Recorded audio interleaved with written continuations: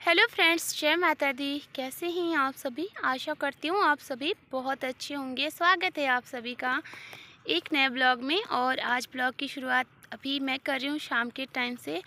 तो यहाँ पर ना मैं दाल बनानी है मुझे आज, और इसको मैं साफ़ कर रही थी। और इसके बाद में यहाँ पे काली जीरी जो कि मैं दाल में डालती हूँ, क्योंकि ये इसमें ना मिक्स है। ये घर के राजमा भी है इसमें, और कुछ लौंगी है, कुछ पीली दाल है और कुछ मूंग दाल है।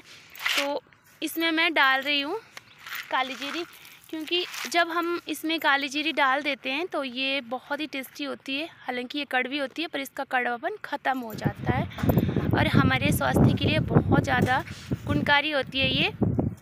यहाँ पे मैं और चेतन, मौसम ख़राब है, बहुत ही ज़्यादा लगी है हवा, और मैं जा रही थी रोड से। मुझे जाना था ऊपर गाय लेने के लिए, क्योंकि गाय पीछे रह गई थी। और हवा इतनी तेज़ लगी है कि मैं उड़ रही हूँ, ठंडी ठंडी, और ठंड भी हो रही थी। और यहाँ पर वापस आने के बाद में मैंने चावल बना दिए हैं और हो रही है मेरी तड़के की तैयारी। तो बहुत ज़्यादा बार मैंने इसको शेयर किया है। और अगर आपको मेरी काली जीरी वाली दाल की रेसिपी देखनी है तो आप पीछे जो वीडियो है उसमें आप देख सकते हो कि मैं काली जीरी क्यों डालती हूँ दाल में। ये हमारे स्वास्थ्य के लिए बहुत ज़्यादा लाभदायक होती है काली जीरी। और जो हमें कई बार राजमा पचते नहीं हैं खाने में, तो ये उनके लिए डाली जाती है। इसकी पहले ये कड़वी होती है, बट जैसे ही हम इसको दाल में डाल देते हैं ना, तो इसका कड़वापन सारा ख़त्म हो जाता है और ये बहुत ही ज़्यादा टेस्टी बन जाती है दाल। कुकर को खोला, ढक्कन, दाल अभी गर्म है, और ये देखिए ये मेरी पक कर के तैयार हो गई है दाल। और जो घर की दाल का स्वाद होता है ना, वो बहुत ही ज़्यादा टेस्टी होता है। यहाँ पे मैंने बस सिंपल से मसाले और प्याज डाला है, एक मिर्च डाली है, ज़्यादा मिर्च भी नहीं डाली है मैंने इसमें, क्योंकि मिर्ची घर पे ना कोई खाता ही नहीं, आजकल कोई भी नहीं खाता। और टमाटर डाल दूँगी ऊपर से। इसमें थोड़ा सा किचन किंग डाला है टमाटर में। इनको पका लूँगी अच्छी तरह से जब तक कि इसकी ग्रेवी नहीं बन जाती। और यहाँ पे वंशु भी है, लगा तो है कुछ काम करने, पर क्या काम कर रहा है इसका काम मैं अभी दिखाती हूँ आप लोगों को कि ये कौन से काम में लगा हुआ है। चावल मैंने बना दिए हैं। और आजकल जो मार्केट में टमाटर आते हैं ना, वो गलते नहीं हैं। चाहे उनमें नमक डालो या फिर आप दाल का पानी डालो, जो भी डालो, ये गलते नहीं है इतनी आसानी से। पता नहीं क्यों, बहुत गलाने की कोशिश कर रही थी, पर ये फिर भी नहीं गले। और फिर मैंने ना इनको ऐसे ही कर दिया, क्योंकि दाल ही तो बनानी थी। और ये देखिए ये मेरी दाल खाने के बाद मैं वीडियो को एडिट कर रही हूँ। सच में बहुत ज़्यादा टेस्टी बनी है, बहुत ही ज़्यादा यम्मी। मेरी फेवरेट है मिक्स दाल और चावल।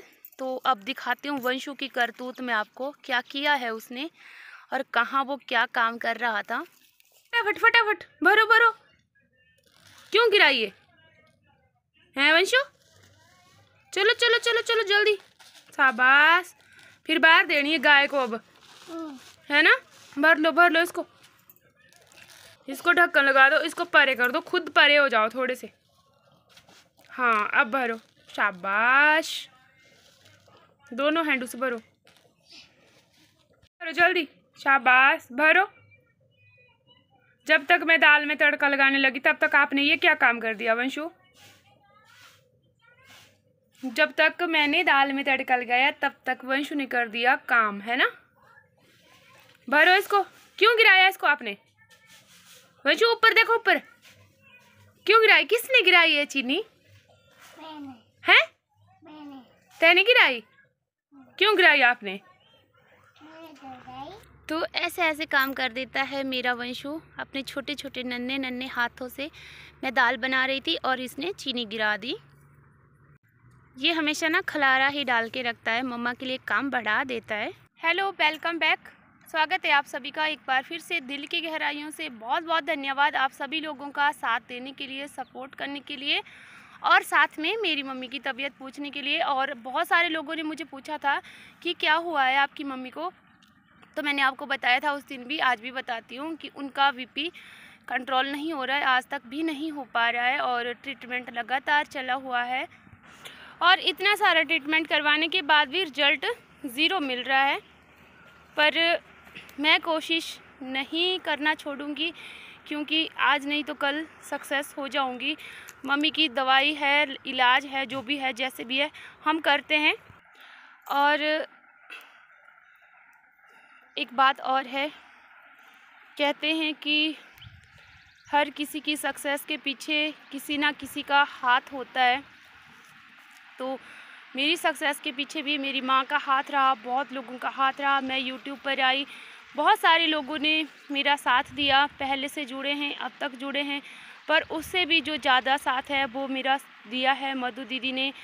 बहुत सारे लोग हैं, बहुत सारे लोगों के नाम हैं ऐसे जिन्होंने साथ दिया है। अपने को छोड़ करके अपने बारे में सोचना उन्होंने बंद किया, पहले मेरे बारे में सोचा। हर एक लोग का दिल की गहराइयों से बहुत बहुत धन्यवाद। और आप सभी लोगों का भी बहुत बहुत धन्यवाद जो कि मुझे इतना सारा टाइम देते हैं। और घर से जो मुझे साथ मिलता है, किसका साथ मिलता है मुझे घर से? सबसे पहले मुझे घर से मेरी माँ का साथ मिलता है, अगर किसी का साथ है। और उसके बाद में मुझे मेरे पति देव जी का साथ मिलता है। पति देव जी मेरी फुल हेल्प करते हैं, फुल सपोर्ट करते हैं।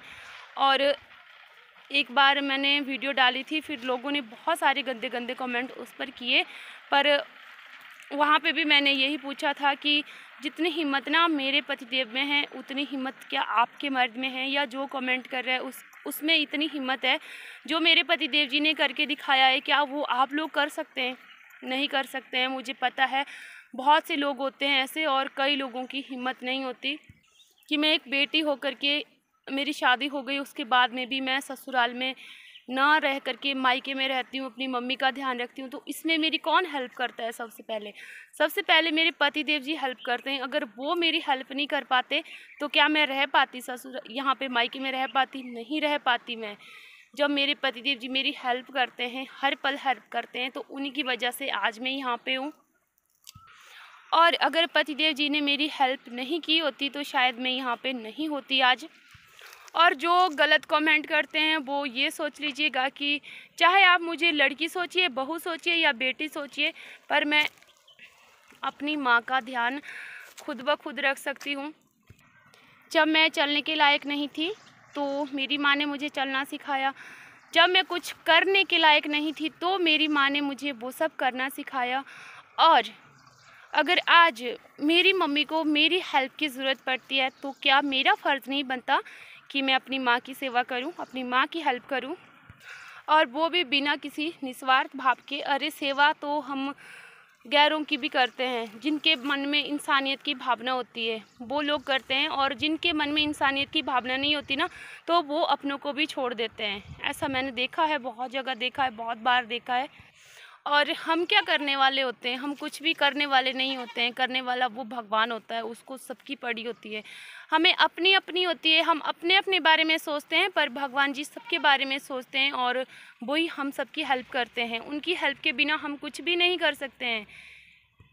और मैं अपनी दुनिया में बहुत ज़्यादा खुश हूँ, बहुत ही ज़्यादा खुश हूँ। इसलिए खुश हूँ कि मुझे ससुराल से भी बहू नहीं बेटी की तरह प्यार मिला है। इतने ज़्यादा अच्छे मुझे ससुराल वाले मिले हैं जो मुझे अपनी बेटी से बढ़ कर के मानते हैं, वरना शायद आज मैं यहाँ नहीं होती। मुझे बार बार यही कहना पता नहीं क्यों आज आ रहा है, क्योंकि मैंने देखा हो जाता है कई बार, हमारे सामने हो जाता है, इधर उधर हो जाता है, कई लोग ऐसी बातें कर देते हैं सामने से। फिर मैं सोचती हूँ अपने बारे में, नहीं यार, काश मेरे साथ ऐसा नहीं हुआ होता, या ऐसा हुआ होता तो मैं क्या कर पाती? कुछ भी नहीं कर पाती ना। आज जिस मुकाम पे हूँ वो नहीं कर पाती। शायद अगर मुझे अपने ससुराल वालों का सपोर्ट नहीं मिला होता, उनका साथ नहीं मिला होता, तो मैं ये सब नहीं कर पाती। ये नामुमकिन था। पर ज़बान पे बहुत कुछ आ जाता है, पर बोलते बोलते रुक जाती हूँ, क्योंकि कहते हैं कि वक्त से पहले हम कुछ नहीं बोल सकते हैं। हर एक चीज़ का, हर एक बात का वक्त होता है। और अगर ये मेरे साथ में भी हुआ ना, मेरा भी टाइम आया ना, तो मैं ज़रूर कहूँगी उन लफ्ज़ों के बारे में, उन शब्दों के बारे में जो कि कभी कभी ना मेरे कान में चुभने लगते हैं। इस तरह से चुभने लगते हैं कि मैं जब सोई होती हूँ ना, मेरी आँख खुल जाती है तो मुझे रात रात को नींद नहीं आती है। फिर मैं यही सोचती रह जाती हूँ, ये नहीं हुआ, वो नहीं हुआ। और कभी कभी मैं ये सोचती हूँ कि छोड़ो ये सब, पर छोड़ो इसको, जो भी हुआ उसको छोड़ो, अपने काम पे ध्यान दो।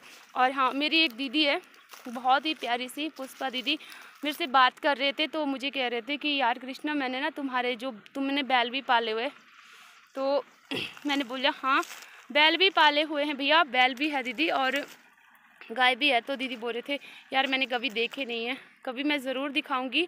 और कल मैं किसी का ब्लॉग देख रही थी, बहुत अच्छे ब्लॉग बनाते हैं, और वो कह रहे थे अपना जो गेहूं का काम है वो कर रहे थे, और फिर बोल रहे थे कि पहले ना इनको जो बैलों से, फिर जब हम गेहूं इकट्ठी कर लेते थे तो बैलों से उसको इकट्ठा करते थे, फिर उसको साइड में करते थे, उसका भूसा अलग करते थे, दाने अलग करते थे, पर वो टाइम कहाँ है ना।